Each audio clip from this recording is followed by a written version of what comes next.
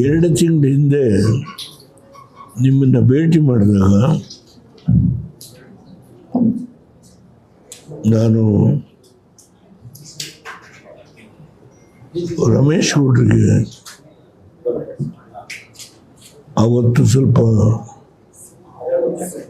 ನಿಮಗೆ ಉಪಹಾರ ಏರ್ಪಾಡು ಮಾಡಿ ಅಂತ ಹೇಳಿದಾಗ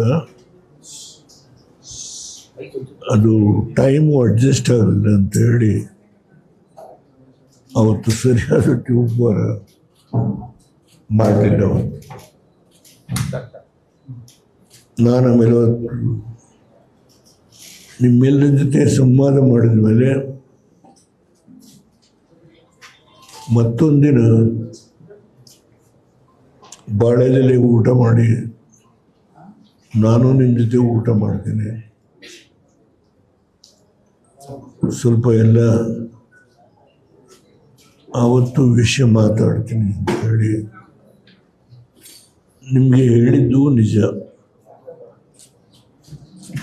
ಇದಾದಮೇಲೆ ಕಬ್ಬನ್ ಪಾರ್ಕಲ್ಲಿ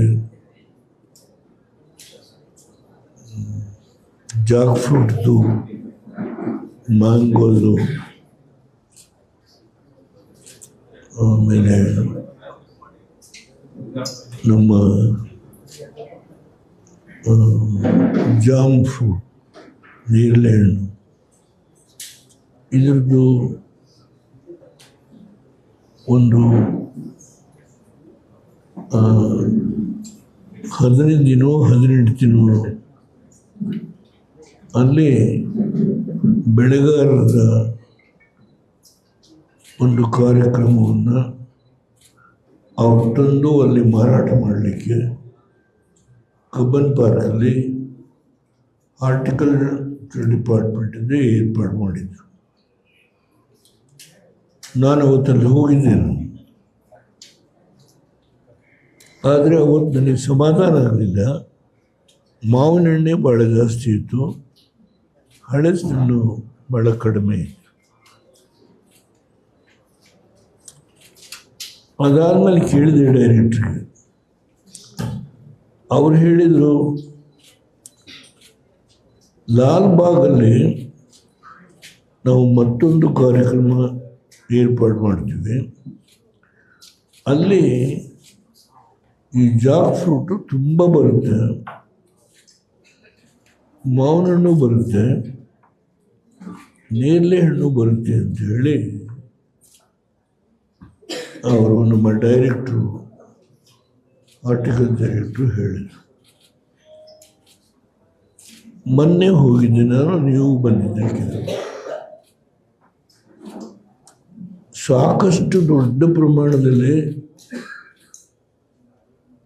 ಈ ಹಳಸಿನ ಹಣ್ಣಿನ ಸ್ಟಾಲ್ಗಳನ್ನು ನಾನೇ ನೋಡಿದೆ ಕಣ್ಣಿಂದ. ಅದರ ಮೇಲೆ ಅವರು ಕೆಲವು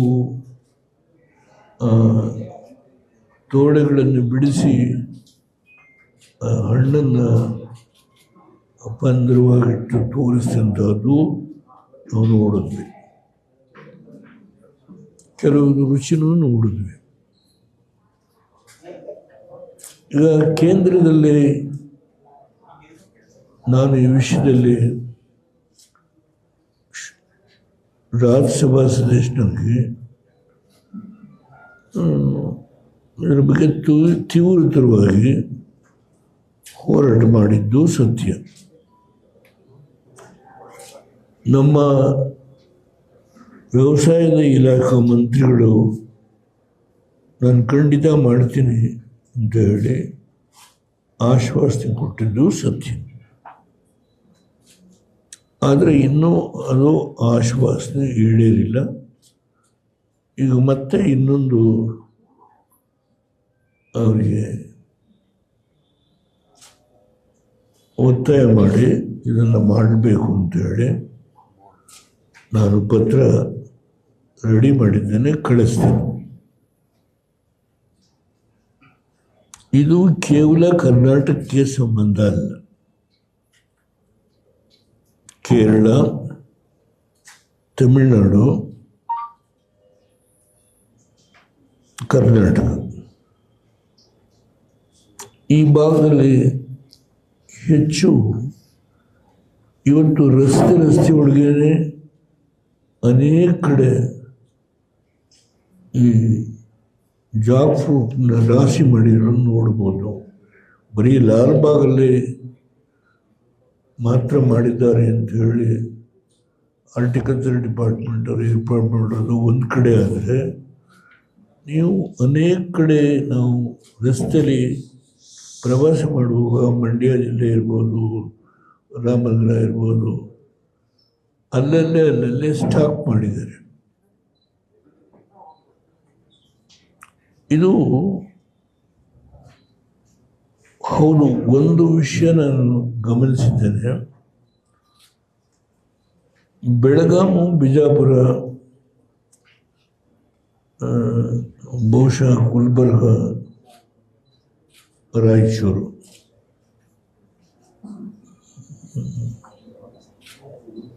ಇವನ್ ಧಾರವಾಡ, ದಾವಣಗೆರೆಯಿಂದ ಮೇಲೆ ಅಪ್ ಟು ಗುಲ್ಬರ್ಗವರೆಗೆ, ಬೆಳಗಾವಿವರೆಗೆ ಬಹುಶಃ ಈಗ ಹಳಸಿನ ಬೆಳೆ ಆ ಭಾಗದಲ್ಲಿ ಹವಾ ಓಡೋಣ. ಏಕೆಂದರೆ 40-45 ಟೆಂಪ್ರೇಚರ್ ಹೋಗುತ್ತೆ. ಆ ಹಿನ್ನೆಲೆಯಲ್ಲೇನಾದರೂ ಆ ಭಾಗದಲ್ಲಿ ಅಷ್ಟೊಂದು ಉತ್ತೇಜನ ಇಲ್ಲ. ಬಟ್ ದಾವಣಗೆರೆಯಿಂದ ಅಪ್ ಟು ಮೈಸೂರಿಗೆ, ಮಂಡ್ಯ ಇರ್ಬೋದು, ಹಾಸನ ಇರ್ಬೋದು, ಕೋಲಾರ ಇರ್ಬೋದು, ಈ ರಾಮನಗರ ಇರ್ಬೋದು, ಈ ಕಡೆ ನಮ್ಮ ಇಲ್ಲಿ ಪಕ್ಕದಲ್ಲೇ ಬೆಂಗಳೂರು ಗ್ರಾಮಾಂತರ ಜಿಲ್ಲೆಗೆ ಸಂಬಂಧಪಟ್ಟಂಥ ಈ ಭಾಗದಲ್ಲಿ ದೇವನಹಳ್ಳಿ ಈ ಕಡೆ ಎಲ್ಲ ತುಂಬ ಹಳಸನ್ನು ರಾಶಿ ನಾವು ನೋಡ್ಬೋದು. ಇದು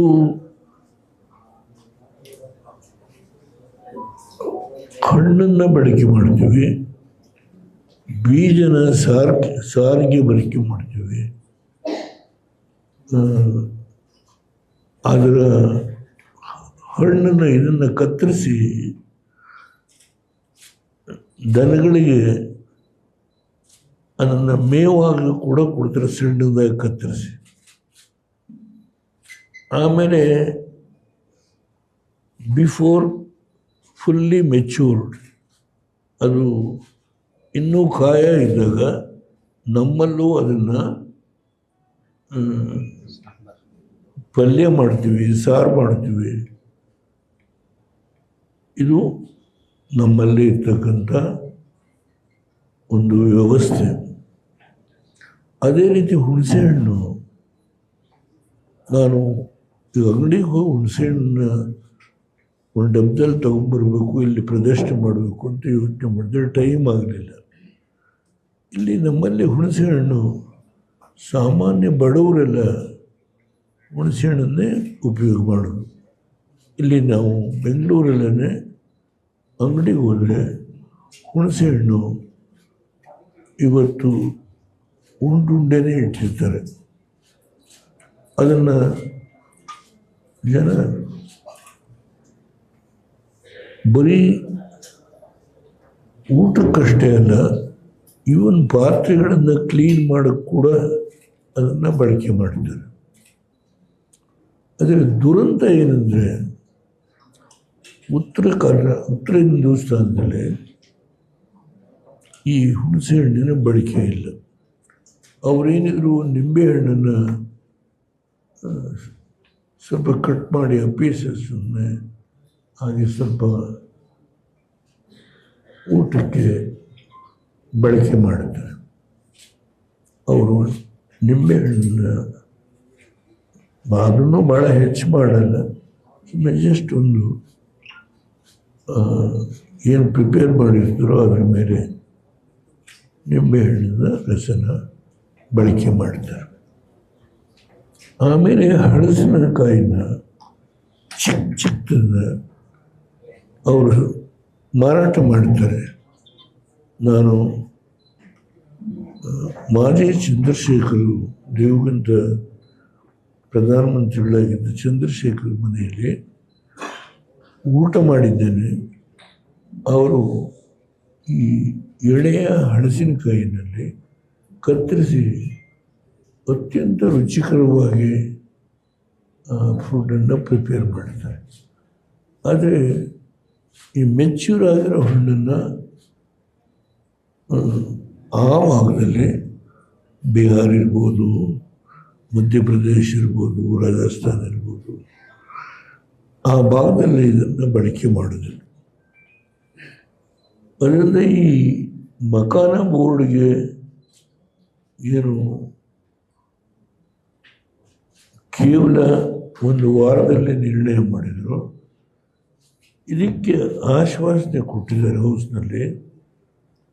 ಆದರೆ ಇನ್ನೂ ಕಾರ್ಯರೂಪಕ್ಕೆ ಬಂದಿಲ್ಲ. ನಾನು ಅವರ ಆಶ್ವಾಸನೆ ಕೊಟ್ಟಾಗ ನಾನು ಲೋಕಸಭೆ ರಾಜ್ಯಸಭೆಯಲ್ಲಿ ಇದ್ದೀನಿ. ಈ ವಿಷಯನ ಸಾಕಷ್ಟು ಪ್ರಸ್ತಾಪ ಮಾಡಿದ್ದೇನೆ. ರಾಜ್ಯಸಭೆಯಲ್ಲಿ ಇದ್ದೆ. ಅವ್ರು ಬಂದು ನನ್ನ ಕೈ ಹಿಡ್ಕೊಂಡು ನಾನು ಖಂಡಿತವಾಗಿ ಜೀವ ಇಶ್ಯೂ ಮಾಡ್ತೀನಿ ಅಂತ ಹೇಳಿದರು. ಇದೆಲ್ಲ ಇವಾಗಲೇ ಹೇಳಿದ್ದೇನೆ ನಿಮ್ಮನ್ನು. ಈಗ ಮತ್ತೊಂದು ಪತ್ರವನ್ನು ಅವರಿಗೆ ಕಳಿಸ್ಕೊಡ್ತೇನೆ. ಇವತ್ತು ಪ್ರಾಮುಖ್ಯವಾಗಿ ನಾನು ಮೊನ್ನೆ 2 ದಿನ ಟಿ ವಿಗಳನ್ನು ನೋಡಲಿಲ್ಲ. ದಯಮಾಡಿ ಯಾರೋ ಮಿಸ್ಟೇಕ್ ಮಾಡ್ಕೋಬೇಡಿ. ಏಕೆಂದರೆ ಒಬ್ಬೊಬ್ಬರು ಒಂದೊಂದು ರೀತಿ ಈ ರಾಜ್ಯಸಭೆ ಆಯ್ಕೆ ಬಗ್ಗೆ ವ್ಯಾಖ್ಯಾನ ಮಾಡ್ತಾರೆ. ಅದ್ರ ಬಗ್ಗೆ ನನ್ನ ತಲೆ ಬಿಸಿ ಮಾಡ್ಕೋಬಾರ್ದು ಅಂಥೇಳಿ ನಾನು 2 ದಿನ ಟಿ ವಿ ಬಂದ್ ಮಾಡಿದೆ ನಮ್ಮ ಮನೆಯಲ್ಲಿ. ತಮಾಷೆಗೆ ಹೇಳ್ತೀನಿ. ನಮ್ಮ ಸ್ನೇಹಿತರು ಕೆಲವರು ಇಲ್ಲ ಜನ ಭಾಳ ಬೇಸರದಿಂದ ದೇವೇಗೌಡರಿಗೆ ಕೊಡಬೇಕಾಗಿತ್ತು, ಅನ್ಯಾಯ ಮಾಡಿದ್ದಾರೆ ಅಂತ ಮಾತಾಡ್ತಾ ಇದ್ದಾರೆ ಅಂತ ಹೀಗೆ ನಮ್ಮ ಅಭಿಮಾನಿಗಳು ನನಗೆ ವರದಿ ಒಪ್ಪಿಸ್ತಾ ಇದ್ದರು. ನಾನು ಅವ್ರಿಗೆ ಸಮಾಧಾನ ಹೇಳ್ತಾ ಇದ್ದೆ. ನಾನು ರಾಜಕೀಯಕ್ಕೆ ಬಂದು ಎಷ್ಟು ವರ್ಷ ಆಯಿತು? 7 ದಶಕಗಳು. 1960 ನಾನು ತಾಲೂಕು ಬೋರ್ಡ್ ಮೆಂಬರ್ ಆಗಿ ಎಲೆಕ್ಟ್ ಆದೆ. ಅದಕ್ಕೆ ಮುಂಚೆ ಆಂಜನೇಯ ಕೋಆಪರೇಟಿವ್ ಸೊಸೈಟಿಯ ಕ್ರೆಡಿಟ್ ಕೋಆಪರೇಟಿವ್ ಸೊಸೈಟಿ ಅಧ್ಯಕ್ಷ 1954-55. ಅದಾದಮೇಲೆ ನಿಮ್ಗೆ ಅನೇಕರಿಗೆ ಗೊತ್ತಿಲ್ಲ, ಇವರು ರೂರಲ್ ಇಂಡಸ್ಟ್ರಿಯಲ್ ಕೋಆಪರೇಟಿವ್ ಸೊಸೈಟಿ ಅಂತ ಹೇಳಿ ಮಾಡಿದರು. ಆಗ ಗ್ರಾಮೀಣ ಪ್ರದೇಶದಲ್ಲಿ ಇದು ಗಾಣ, ಕಬ್ಬಿನ ಗಾಣಕ್ಕೆ ಸಾಲ ಕೊಡೋದು, ಹೀಗೆ ಹಲವಾರು ಸಣ್ಣ ಸಣ್ಣ ಕೈಗಾರಿಕೆಗಳಿಗೆ ಸಾಲ ಕೊಡುವಂಥದ್ದು ರೂರಲ್ ಇಂಡಸ್ಟ್ರಿಯಲ್ ಕೋಆಪರೇಟಿವ್ ಸೊಸೈಟಿ ಅಂತೇಳಿ ಐ ಥಿಂಕ್ ಬೀರಪ್ಪನವರು ಆಗ ಇಂಡಸ್ಟ್ರಿಯಲ್ ಕಮಿಷನರ್ ಆಗಿದ್ದರು ಆ ಕಾಲದಲ್ಲಿ. ಆಗ ನಾನು the general secretary of Holenarasipura ತಾಲೂಕಿನ ಇಂಡಸ್ಟ್ರಿಯಲ್ ಕೋಆಪರೇಟಿವ್ ಸೊಸೈಟಿಯ ಜನರಲ್ ಸೆಕ್ರೆಟರಿಯಾಗಿ ಕೆಲಸ ಮಾಡ್ತಾಯಿದ್ದೆ. ಹೀಗೆ 1954-55 ನಾನು ನನ್ನ ಜನಪರವಾದಂಥ ಕಾರ್ಯಕ್ರಮಗಳನ್ನು ಮಾಡತಕ್ಕಂಥ ಒಂದು ವ್ಯವಸ್ಥೆ ಜೀವನದಲ್ಲಿ ನಾನು ನನ್ನ ವೃತ್ತಿ ಜೀವನ ಕಂಟ್ರಾಕ್ಟ್ ಮಾಡ್ತಾಯಿದ್ರು. ಅದರ ಜೊತೆಗೆ ಜನಗಳ ಸೇವೆಯನ್ನು ಮಾಡ್ತಕ್ಕಂಥದ್ದಕ್ಕೆ ಆ ಕಾಲದಲ್ಲಿ ಕೂಡ ಕಾಲವನ್ನು ಸ್ವಲ್ಪ ಮೀಸಲಾಗಿ ಇಡ್ತಾ ಇದ್ದೆ. ಹಾಗೆ ಅಲ್ಲಿಂದ ಪ್ರಾರಂಭ ಆಗಿದ್ದು. ಆಮೇಲೆ ಅಸೆಂಬ್ಲಿಗೆ ನಿಲ್ಲುವ ಒಂದು ಸನ್ನಿವೇಶ ಬಂತು. ತಾಲೂಕು ಬೋರ್ಡ್ ನಿಂತೆ ಅದು ಈ ವೋಟರ್ ಕಾನ್ಸ್ಟಿಟ್ಯೂನ್ಸಿ 40,000. ಅದರಲ್ಲಿ ನಾನು ನಮ್ಮ ಪಕ್ಷದ ವತಿಯಿಂದ ಕ್ಯಾಂಡಿಡೇಟ್ನ ಒಂದು ಗುಂಪು ಮಾಡಿ ಹಾಕಿದ್ದೆ. ನಾವೆಲ್ಲ ಸೀಟು ಗೆದ್ವಿ. ಅದೆಲ್ಲ ಒಂದು ಇತಿಹಾಸ ಅಷ್ಟೇ. ಏಕೆಂದರೆ ಆ ಕಾಲದಲ್ಲಿ ನಮ್ಮ ಕ್ಷೇತ್ರದಲ್ಲಿ ವೈ ವೀರಪ್ಪನವರು ಎ ಜಿ ರಾಮಚಂದ್ರರನ್ನು ಸೋಲಿಸಿ 2ನೇ ಬಾರಿಗೆ ಗೆದ್ದಿದ್ರು. ನಾನು ಅದಕ್ಕೆ ವಿರುದ್ಧವಾಗಿ ನಮ್ಮೂರಲ್ಲೇ ಹರನಹಳ್ಳಿ ನಮ್ಮ ಪಕ್ಷದ ಎಲ್ಲ ಅಭಿಮಾನಿಗಳ ಇಡೀ ಆ ಕ್ಷೇತ್ರಕ್ಕೆ ಸಂಬಂಧಪಟ್ಟಂತೆ ಜನವನ್ನೆಲ್ಲ ಸೇರಿಸಿ ಒಂದು ದೊಡ್ಡ ಔತಣಕೂಟ ಏರ್ಪಾಡು ಮಾಡಿ ನಾನು ಮೊದಲನೇ ಬಾರಿಗೆ ಚುನಾವಣಾ ಕಣಕ್ಕೆ ಎಲ್ಲರನ್ನು ಇಳಿಸಿದೆ. ನಾವು 15 ಜನದಲ್ಲಿ 13 ಜನ ಗೆದ್ವಿ. ಅದು ಮೊದಲನೇ ಒಂದು ಪ್ರಯೋಗ. ಅದಾದಮೇಲೆ ನಾನೇ ಅಸೆಂಬ್ಲಿ ನಿಂತೆ ವೈ ವೀರಪ್ಪನವ್ರನ್ನ ಸೋಲಿಸಿದೆ. ಅಲ್ಲಿಂದ ಮುಂದಕ್ಕೆ ರಾಜಕೀಯ ಹಂತ ಹಂತವಾಗಿ ಈಗ 1993 ನಾನು ರಾಜ್ಯಸಭಾ ಸದಸ್ಯನಿಗೆ ಮೊನ್ನೆ ನಿವೃತ್ತನಾಗಿದ್ದೇನೆ. ನನ್ನ ವಯಸ್ಸು ಎಷ್ಟೀಗ 93. ಇನ್ನೆಷ್ಟು ವರ್ಷ ಇರಬೇಕು? ನೀವು ಮಾಧ್ಯಮದಲ್ಲಿ ಇದ್ರ ಬಗ್ಗೆ ತುಂಬ ನನ್ನ ಹೆಸರು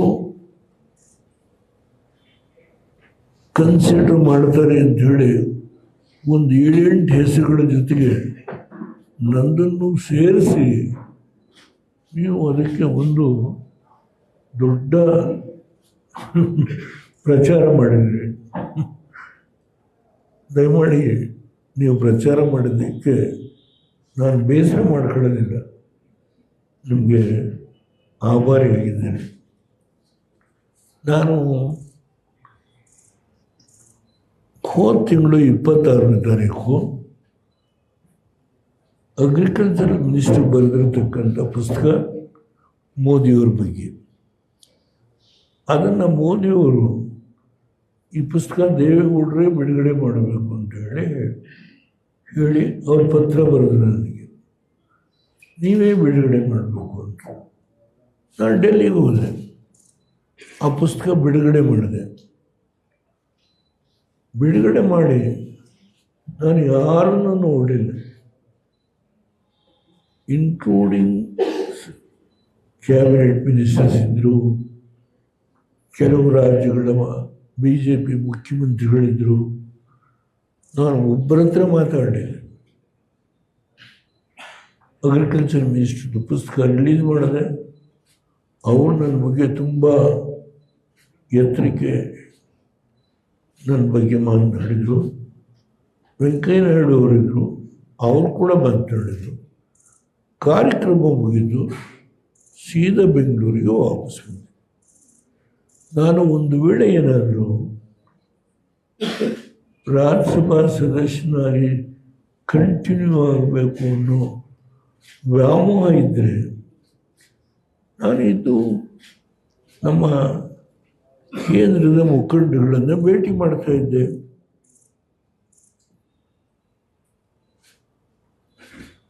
ನಾನು ಸೀದಾ ಆ ಕಾರ್ಯಕ್ರಮ ಮುಗಿದ ಮರುಕ್ಷಣದಲ್ಲಿ ಬೆಂಗಳೂರಿಗೆ ವಾಪಸ್. ಈ ಮಧ್ಯದಲ್ಲಿ ಕುಮಾರಸ್ವಾಮಿಯವರು ಒಂದು ಹೇಳಿಕೆ ಕೊಟ್ಟರು, ನಾವು 18 ಜನ ಇದ್ದೀವಿ, ನಾವು ರಾಜ್ಯಸಭಾ ಅಪೇಕ್ಷೆ ಮಾಡಲ್ಲ. ಅದು ನಾನು ವೆಲ್ಕಮ್ ಮಾಡಿದೆ. ಏಕೆಂದರೆ ಇದ್ರ ಬಗ್ಗೆ ನಾವು ಯಾಕಪ್ಪ, ಭಾರತೀಯ ಜನತಾ ಪಾರ್ಟಿ 43 ಜನ ಇದ್ದಾರೆ, ಅವ್ರಿಗೊಂದು ಸೀಟ್ ಆನಂದವಾಗಿ ಸಿಕ್ಕುತ್ತೆ, ನಾವ್ಯಾಕೆ 18 ಜನ ಇಟ್ಕೊಳ್ಳೋದ್ರ ಬಗ್ಗೆ ಆಸಕ್ತಿ ತೋರಿಸ್ಬೇಕು ಅನ್ನೋ ಕುಮಾರಸ್ವಾಮಿ ಸ್ಟೇಟ್ಮೆಂಟ್ನ ವೆಲ್ಕಮ್ ಮಾಡಿದೆ ನಾನು. ಅಂದರೆ ಇದರಲ್ಲಿ ಮೋದಿಯವರ ನನ್ನ ಸಂಬಂಧ ಒಂದು ರಾಜ್ಯಸಭಾ ಸೀಟಿನಿಂದ ನನ್ನ ಸಂಬಂಧ ಇದೆ ಅಂತ ಹೇಳಿ ಈ ನಾಡಿನ ಜನ, ಈ ರಾಷ್ಟ್ರದ ಜನ ತಿಳ್ಕೊಳ್ಬಾರ್ದು. 1914 ಹೌದು, ಅವರು ಮೊದಲನೇ ಬಾರಿಗೆ ಲೋಕಸಭೆ ಚುನಾವಣೆಯಲ್ಲಿ 286 ಸೀಟನ್ನು ಗಳಿಸಿ ಸ್ವಂತ ಶಕ್ತಿಯಿಂದ ಅಧಿಕಾರಕ್ಕೆ ಬರ್ಬೋದಾಗಿತ್ತು. ಆದರೂ NDA ಸ್ನೇಹಿತರನ್ನೆಲ್ಲ ಸೇರಿಸಿ ಸರ್ಕಾರ ಮಾಡೋದು. ನಾನು ಅವರು ಮುಖ್ಯಮಂತ್ರಿ ಆಗಿದ್ದಾಗ ಗೋಧರಾ ಪ್ರಕರಣದ ಬಗ್ಗೆ ಬಹಳ ಕಠಿಣವಾಗಿ ನಾನು, ಚಂದ್ರಬಾಬು ನಾಯ್ಡು ಅವರು ಕಠಿಣವಾಗಿ ಆ ವಿಷಯದಲ್ಲಿ ನಮ್ಮ ಭಾವನೆಯನ್ನು ವ್ಯಕ್ತಪಡಿಸಿದ್ವಿ. ಅದಾದಮೇಲೆ ಅವರು ಪ್ರಧಾನಮಂತ್ರಿ ಆದಮೇಲೆ ಮೊದಲನೇ ಬಾರಿಗೆ ನನ್ನ ಅವರ ಭೇಟಿ ಆಯಿತು. ಅದು ಹಿಂದೆ ಹೇಳಿದ್ದೇನಾಗಲಿ ನಾನು. ಅಲ್ಲಿಂದ ನನ್ನ ಸಂಬಂಧ ಮೋದಿಯವ್ರ ಜೊತೆ ಒಂದು ರಾಜ್ಯಸಭಾ ಸ್ಥಾನಕ್ಕೋಸ್ಕರವಾಗಿ ನಮ್ಮ ಸಂಬಂಧ ಕಳೆದ 10 ವರ್ಷದಲ್ಲಿ ಅದು ಬೆಳೀಲಿಲ್ಲ. ವೈಯಕ್ತಿಕವಾಗಿ ನನ್ನ ಅವರ ಸಂಬಂಧ ಕಳೆದ 10 ವರ್ಷದಿಂದ ಈ ದೇಶದಲ್ಲಿ ನಾನು ಯಾವುದೇ ಸಂದರ್ಭದಲ್ಲಿ ಮೋದಿಯವರ ಬಗ್ಗೆ ಆಗಲಿ, ಅವರ ಆಡಳಿತದ ಬಗ್ಗೆ ಆಗಲಿ ನನ್ನ ಭಾವನೆಯನ್ನು ಹೇಳುವಾಗ ನಿರ್ಭಯವಾಗಿ ಹೇಳಿದ್ದೇನೆ. ಕಾಂಗ್ರೆಸ್ ಹಿಂದೆ ಹೇಗೆ ನಡ್ಕೊಂಡಿದೆ, ಅದಕ್ಕಿಂದೆ ಇದ್ದವರು ಹೇಗೆ ನಡ್ಕೊಂಡಿದ್ದಾರೆ, ಅದನ್ನು ವಿಶ್ಲೇಷಣೆ ಮಾಡುವಾಗ ಅದಕ್ಕೆ ಎಲ್ಲ ಉದಾಹರಣೆಗಳನ್ನು ಕೊಟ್ಟು ಮೋದಿಯವರ ನಾಯಕತ್ವಕ್ಕೆ ನಾನು ಸಮರ್ಥನೆ ಮಾಡಿದ್ದೇನೆ. ನಾನು ಈಗಾಗಲೇ ಹೇಳಿದ್ದೇನೆ, ಇಲ್ಲಿ ಕುಮಾರಸ್ವಾಮಿಯವರು ಸರ್ಕಾರ ತೆಗೆದಾಗ ನಾನೇ ಕುಮಾರಸ್ವಾಮಿಯವರಿಗೆ ನೀನು ಮೋದಿಯವ್ರ ಜೊತೆ ಹೋಗು ಅಂತ ಹೇಳಿದಂಥ ಅದನ್ನು ನಿಮ್ಮ ಮುಂದೆ ಆಗಲೇ ಹೇಳಿದ್ದೀನಿ. ನೀನು ಹೊಸತೇನಿಲ್ಲ. ಅದನ್ನು ನಮ್ಮ ಸಂಬಂಧ not because of only for A membership of Rajya Sabha. It is a personal bondage between me and Modi from last 10 years. On all circumstances, I stood with Modi, I stood with the Prime Minister for the works that he has done in last 10 years to see that this country's development, all-round development, and much more than that. Now, there are so many problems. India is a vast country, 145 crores population. So, now I don't think there is any other leader who can compete with Modi from my India. Let us be frank. So, not only the overall development of our country, He said in 2040 or 45, 5 trillion our economic growth ಆ ಹಂತಕ್ಕೆ ತಗೊಂಡು ಹೋಗಬೇಕು ಅನ್ನೋ ನಮ್ಮ ಆರ್ಥಿಕ ಶಕ್ತಿ, ಡಿಫೆನ್ಸ್ನಲ್ಲಿ ನಮ್ಮ ಶಕ್ತಿ ಎಷ್ಟು ಹೆಚ್ಚಾಗಿದೆ, ಹೀಗೆ ಹಲವಾರು ವಿಷಯ ಹೇಳಬಹುದು. ವಿದೇಶದಲ್ಲಿ ಇವತ್ತು ಮೋದಿಯವರನ್ನು ಒಬ್ಬ ನಾಯಕ ಅಂತ ಗುರುತಿಸಿದ್ದಾರೆ. ಇದು ಬರೀ ನಮ್ಮ ದೇಶದಲ್ಲಿ ಅಷ್ಟೇ ಅಲ್ಲ, ಹೊರ ದೇಶದಲ್ಲೂ ಕೂಡ ಮೋದಿಯವರ ಬಗ್ಗೆ ಒಂದು ಎತ್ತರದ ಸ್ಥಾನ ಇದೆ. ಆ ಮಟ್ಟಕ್ಕೆ ಬೆಳೆದಿರತಕ್ಕಂಥ ವ್ಯಕ್ತಿ ಯಾರೂ ಇಲ್ಲ.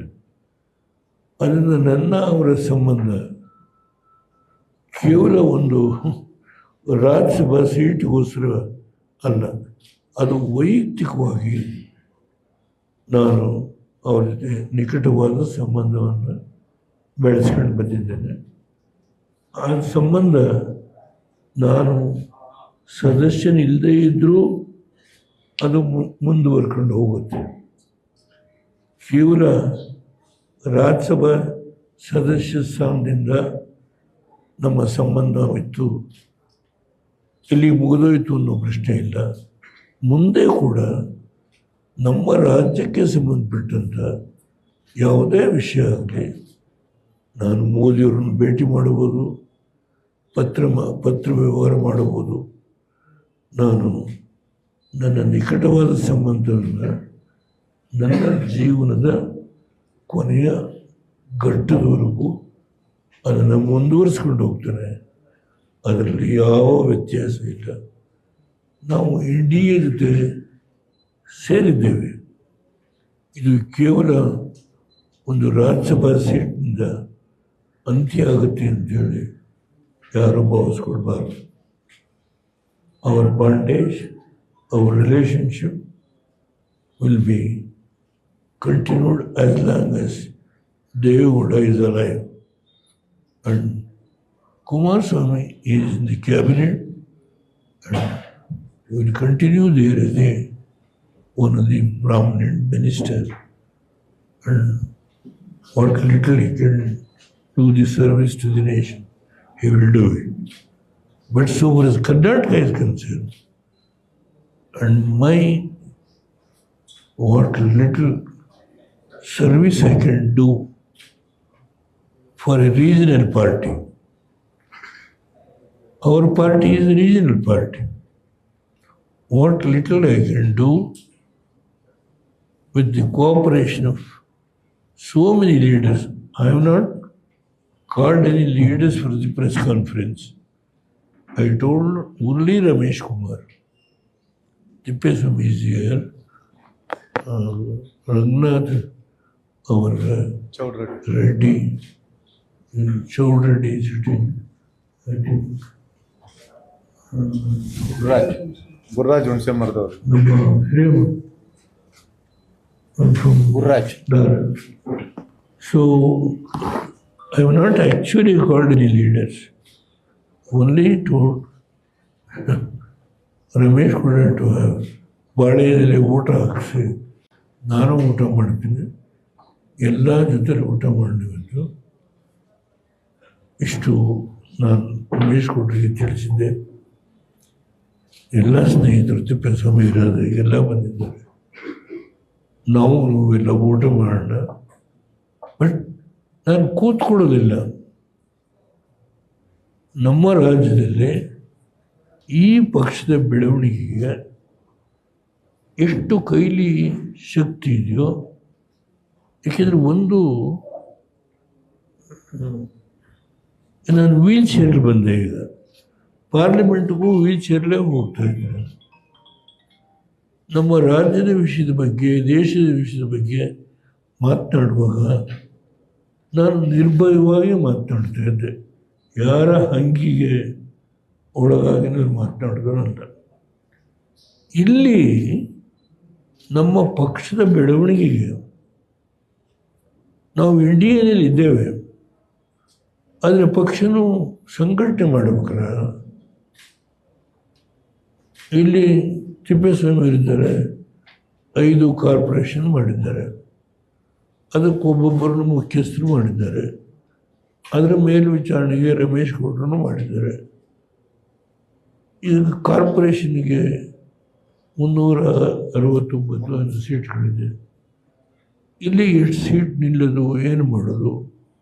ಜಿಲ್ಲಾ ಪಂಚಾಯತಿ, ತಾಲೂಕು ಪಂಚಾಯತಿ, ಹೀಗೆ ನಮ್ಮ ರಾಜ್ಯದ ಈ ಸ್ಥಳೀಯ ಸಂಸ್ಥೆಗಳ ಚುನಾವಣೆಯಲ್ಲಿ ಪಾರ್ಟಿ ಆಫೀಸ್ಗೆ ಬರ್ತೇನೆ, ಎಲ್ಲಿ ಕಾರ್ಯಕ್ರಮ ನಡೆದರೆ ಅಲ್ಲಿಗೆ ಹೋಗ್ತೇನೆ.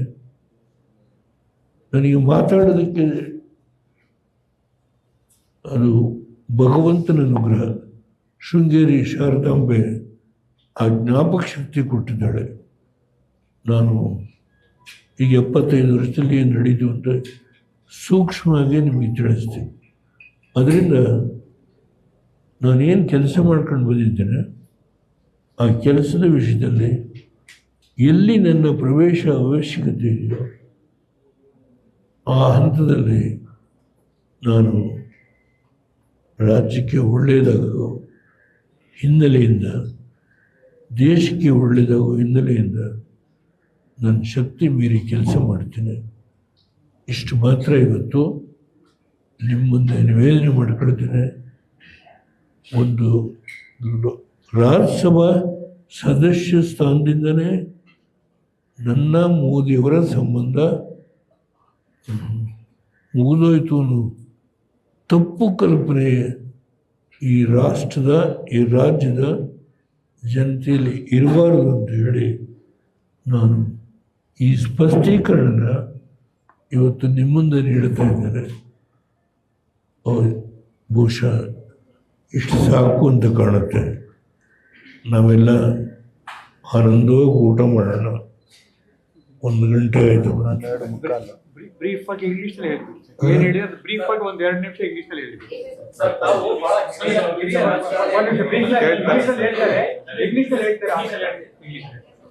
ಬ್ರೀಫ್ ಆಗಿ ಈಗ ನ್ಯಾಷನಲ್ ಮೀಡಿಯಾಕ್ಕೆ madam, I want to say a few words. Come. 1 minute. 1 minute, sir. Come. ಮತ್ತೆ ಊಟಕ್ಕೆ ಹೋಗೋಣ. ಇಟ್ಬಿಡಿ. Keep it here, madam. Brief ಆಗಿ ಹೇಳ್ತೀವಿ. ಏನ್ ಹೇಳಿದೆ ಅದನ್ನ ಮುಗಿಸ್ತೀವಿ.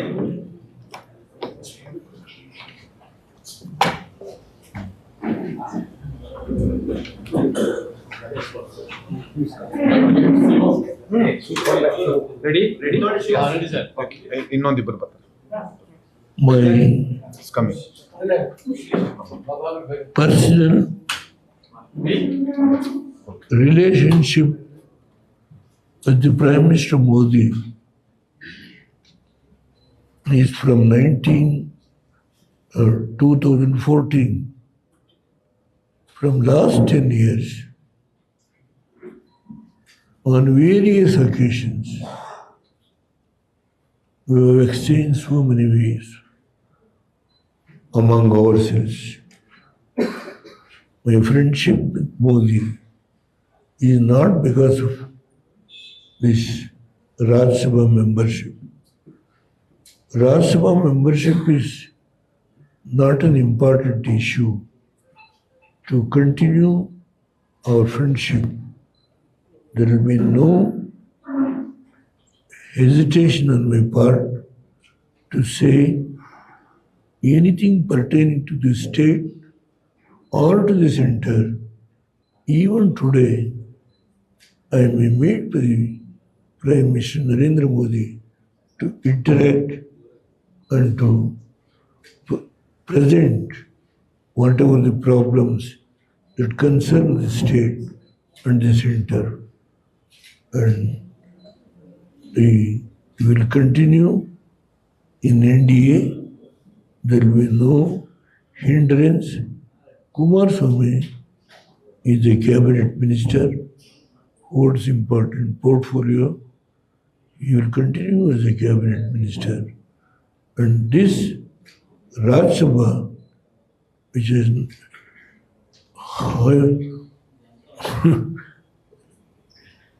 I only say the media has been trying to project Devagowda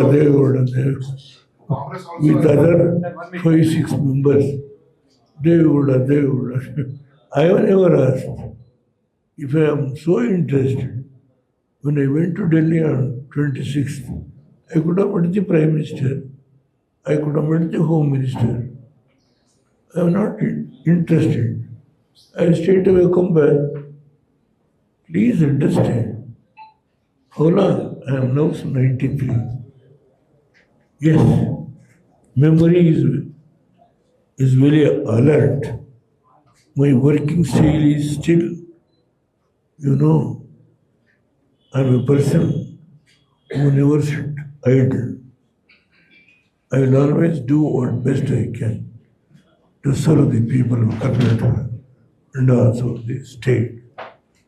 Now, the tamarind or jackfruit issue, I am sending a reminding letter.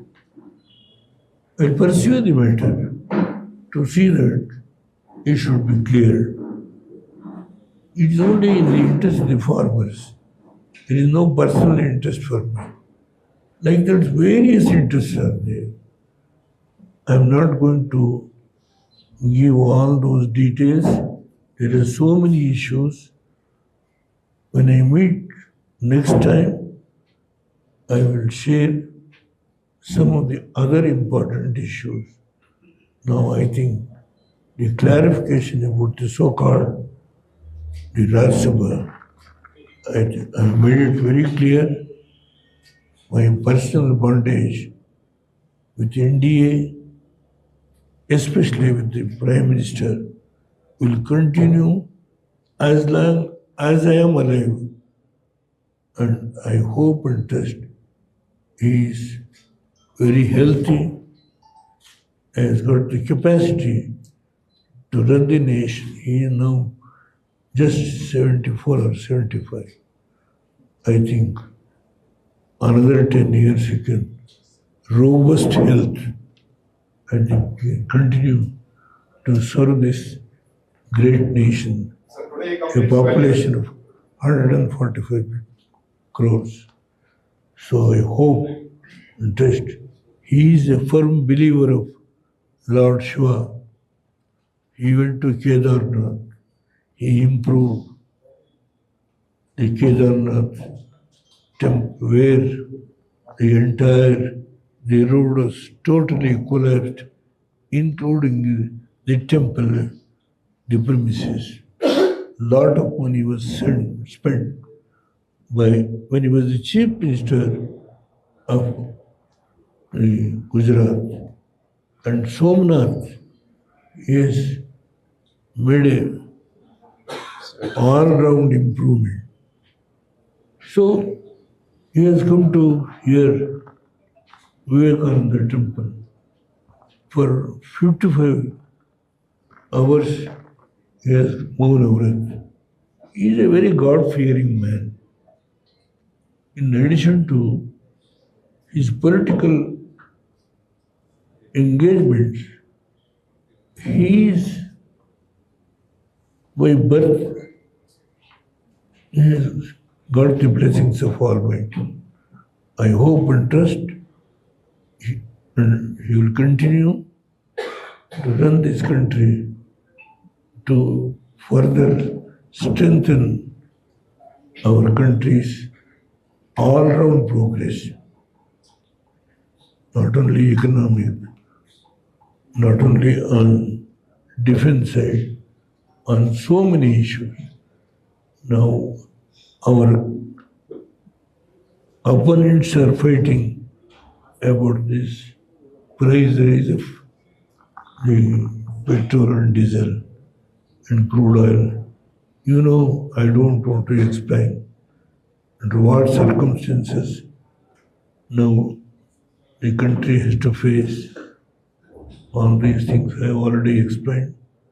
There is no need for me to further explain on that. I think today we will conclude. We will again reiterate this. Don't be unnecessarily try to our friends should not overplay, having not allowed me to continue in Rajya Sabha. My relationship, my bondage with Modi ji has somewhere strained. It is not at all. My relationship, my friendship, my personal bondage will continue as long as I am alive, and I will try to persuade the issues pertaining to the state and the center so far as the development is concerned. With these words, we will conclude today. We will have a good lunch. Ramesh Gowda has arranged. We will all together eat together and disperse. With these words, I will thank you one and all, electronic media, print media, and the press, the media. Thank you one and all. Namaskar, Jai Hind. ಏನೋ ಕೇಳ್ತಾರಂತೆ. ಒಂದೆರಡು questions ಇದೆ ಕೇಳ್ತೀನಿ. ಕಾಂಗ್ರೆಸ್ನವರಿಗೆ ನಿಮ್ ಬಗ್ಗೆ ಭಯಂಕರ ಪ್ರೀತಿ ಇದೆ. ಕಳೆದ ಬಾರಿ ನಿಮ್ಮನ್ನು ಆಯ್ಕೆ ಮಾಡಿದ್ವಿ, ಈ ಬಾರಿ ಬಿಜೆಪಿ ಆಯ್ಕೆ ಮಾಡಿಲ್ಲ ಅಂತ ಹೇಳಿ ಬಹಳ ಪ್ರೀತಿಯನ್ನು ವ್ಯಕ್ತಪಡಿಸ್ತಾ ಇದ್ದಾರೆ ಸರ್. ಕಾಂಗ್ರೆಸ್ನವ್ರಿಗೆ ನಿಮ್ ಬಗ್ಗೆ ಈಗ ಬಹಳ ಪ್ರೀತಿ ಬಂದಿದೆ. ಹೋದ ಬಾರಿ ಆಯ್ಕೆ ಮಾಡಿದ್ರಿ, ಈ ಬಾರಿ ಬಿಜೆಪಿ ಅವರು ಆಯ್ಕೆ ಮಾಡಲಿಲ್ಲ, ಯಾಕೆ ಅಂತ ಕೇಳ್ತಾ ಇದ್ದಾರೆ. ನೋಡಿ, ನಾನು ಈ ವಿಷಯದಲ್ಲಿ ಯಾವುದೇ ಆಸಕ್ತಿ ವಹಿಸಿಲ್ಲ. ಕುಮಾರಸ್ವಾಮಿಯವರು ಈ ವಿಷಯದಲ್ಲಿ ಈ MLC ವಿಷಯದಲ್ಲಿ ಮೊನ್ನೆ ಚರ್ಚೆ ಮಾಡಿದ್ದಾರೆ. ಬಹುಶಃ ಶುಕ್ರವಾರ ವಿತ್ಡ್ರಾಯಲ್ ಇರ್ಬೋದು. ನಮ್ಮಲ್ಲಿರೋರು 18 ಜನ.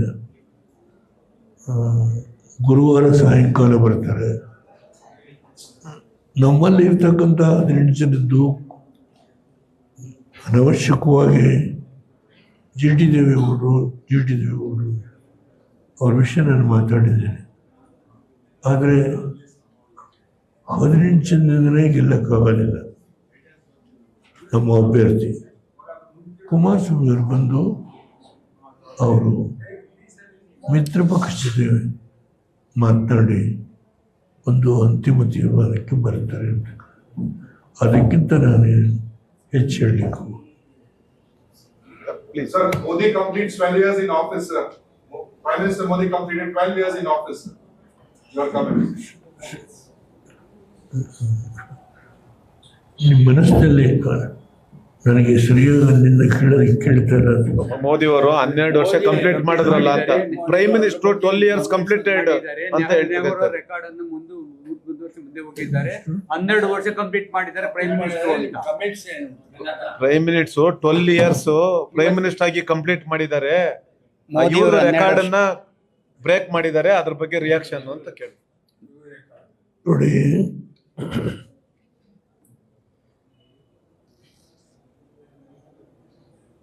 ಎಲ್ಲ ಪತ್ರಿಕೆಗಳು ನೀರುಗಿಂತ ಒಂದಿನ ಹೆಚ್ಚು ಅವರು ಪ್ರಧಾನಮಂತ್ರಿಯ ಸ್ಥಾನದಲ್ಲಿ ಕೂತು ಕೆಲಸ ಮಾಡಿದ್ದಾರೆ. ದೇಶದ ಪ್ರಗತಿಗೆ ಹಲವಾರು ಕಾರ್ಯಕ್ರಮಗಳನ್ನು ರೂಪಿಸಿದ್ದಾರೆ. ಆರ್ಥಿಕ ಪ್ರಗತಿ ಹೆಚ್ಚಾಗಲಿಕ್ಕೆ ಸಾಮಾಜಿಕವಾಗಿ ಆರ್ಥಿಕವಾಗಿ ಏನೆಲ್ಲ ಮಾಡಬೇಕು ಅದನ್ನೆಲ್ಲ ಪ್ರಯತ್ನ ಮಾಡಿದ್ದಾರೆ. ಅದರ ಜೊತೆಗೆ ವಿಶ್ವದಲ್ಲಿ ನಮ್ಮ ದೇಶಕ್ಕೆ ಒಂದು ಸ್ಥಾನವನ್ನು ಕಲ್ಪಿಸಿಕೊಡ್ತಕ್ಕಂಥದ್ರಲ್ಲಿ ಸಮರ್ಥರಾಗಿದ್ದಾರೆ. ಇಷ್ಟು ಎತ್ತರಕ್ಕೆ ಬೆಳೆದಂಥದ್ದು ಅವರ ಸಾಧನೆ ಏನಿದೆ, ಅದರಿಂದ ಮಾಧ್ಯಮಗಳು ಅದನ್ನು ಗುರುತಿಸಿ ಇವತ್ತು ಹಲವಾರು ಮಾಧ್ಯಮಗಳು ಲೇಖನಗಳನ್ನು ಮಾಡಿದ್ದಾರೆ. ನಾನು ಓದಿದ್ದೇನೆ, ತುಂಬ ಸಂತೋಷ. ಏಕೆ ಅಂತ ಹೇಳಿದರೆ ವಾಸ್ತವಾಂಶ ಏನಿದೆಯೋ ಅದನ್ನು ಮಾಧ್ಯಮಗಳಲ್ಲಿ ಇವತ್ತು ಹೊರತಂದಿದ್ದಾರೆ. ನಾನು ಎಲ್ಲ ಮಾಧ್ಯಮ ಸ್ನೇಹಿತರಿಗೆ ಅಭಿನಂದಿಸ್ತೇನೆ. ನಮಸ್ಕಾರ. ಸುಮ್ಮನೆ ಚರ್ಚೆ ಅವಶ್ಯಕತೆ. ಊಟ ಮಾಡೋದು ಈ ಕ್ವಶನ್ ಆ್ಯಂಡ್ ಆನ್ಸರ್ ಬೇಡ.